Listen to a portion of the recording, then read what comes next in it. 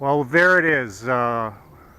Thanks to the change.org campaign with over 1 million signatures, it's a free Silly Bob. We've been able to find where Silly Bob is being housed.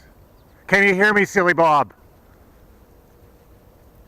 They must have him sedated. Silly Bob has been abducted and is presently being held against his will in the Len Amsterdam home for the criminally insane.